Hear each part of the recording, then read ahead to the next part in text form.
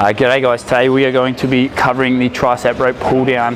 Obviously we are trying to target our triceps, so what do we need to know when we are doing this exercise? Well, one, our triceps go over two joints. They go over our elbow joint and insert up onto our scapula. What we want to make sure we create is a hinge-like pattern, so we're coming up and down. First thing we need to do is stabilize the scapula. Our scapula moves around quite freely, which allows us to move our arms quite freely. We need to make sure that we shore that up, make that rock solid, and make this pattern a hinge-like pattern. So how do we do that? Well, the first thing we do is we think purely about our lats and pulling them lats back and down when we have the rope in our hands.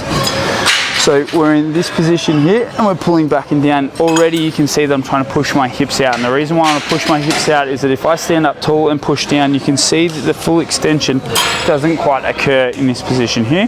But if I take it back, you can see the line of pull, it'll travel up and down, straight up and down.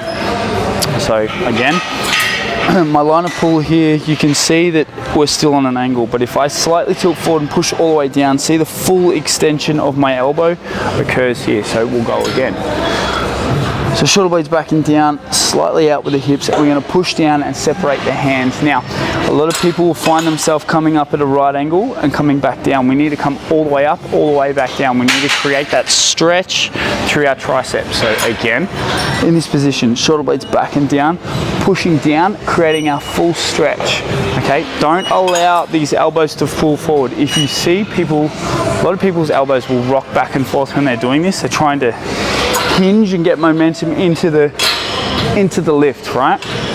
This tells me that they haven't shored up their scapula. They're not pulling their scapula back and down. So what we want to do is make sure that we're nice and tight with the scapula.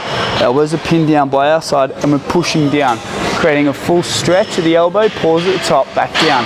Full stretch of the elbow, pause, back down. Split those hands at the bottom. Bang. Team, that is how you go about doing yourself a tricep push down.